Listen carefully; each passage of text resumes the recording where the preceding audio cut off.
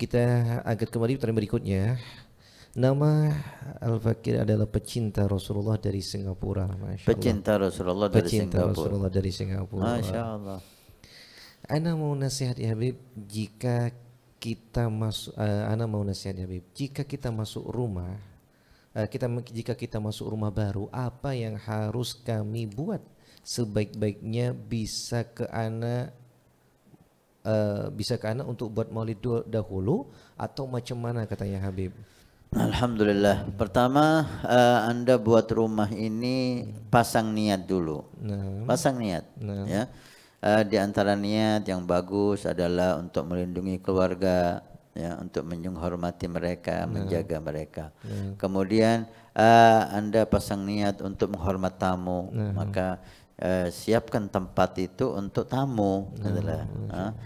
Kalau bisa ada kamar mandi di luar. Supaya tamu itu nggak masuk ke rumah kita, nggak mengganggu kita dan mereka juga nggak terganggu. Biar dia ada tempat di luar, kamar mandi di luar. Ini niatkan juga untuk menghormat tamu, niatkan untuk menghormat fakir miskin sehingga kita beri makan di rumah kita. Niatkan rumah kita untuk ibadah. Mungkin nanti ada majelis taklim di situ. Minimal majelis dengan keluarga kita. Nah, dan niat-niat yang baik yang lain. Kemudian untuk pertama masuk, tidak ada yang lebih indah daripada zikir. Ketika kita masuk rumah, baca assalamualaikum, salawat kepada Nabi sallallahu alaihi wasallam. Kalau enggak ada orang assalamualaikum wa ala ibadillahis shalihin. Kemudian membaca surat Al-Ikhlas, membaca ayat kursi, itu setiap masuk rumah, ya. Kemudian gunakan rumah Anda dengan zikir. Apa yang Anda bisa? Anda bisa baca Quran, Anda bisa baca maulid, Anda bisa baca ratibul haddad tiap malam. Usahakan rumah Anda itu hidup dengan ratib haddad, hidup dengan Al-Quran. Kalau bisa dihatamkan Quran, itu sangat bagus sekali. Berapa banyak para ulama kita menghatamkan Quran di setiap ruangan di rumahnya. Ruangan tamu dibacakan Quran hatam, ruangan kamarnya Quran hatam, semua ruangan kecuali kamar mandi. Ada mau baca maulid sangat istimewa. Bulan maulid di para salihin membaca maulid di setiap ruangan. Setiap ruangan dibacakan maulid. Jadi satu rumah itu mungkin bisa jadi baca maulid 4-5 kali.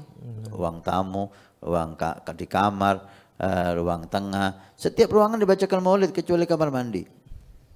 Masya Allah. Semakin banyak zikir, semakin banyak sholawat, itu semakin indah. Kalau Anda kesulitan, Anda bisa ngundang santri, ada pondok pesantren di Singapura, ada majelis di Singapura, manggil anak-anak ikut baca maulid di situ. Anda kesulitan, banyak sekarang ini video-video maulid Anda setel di rumah.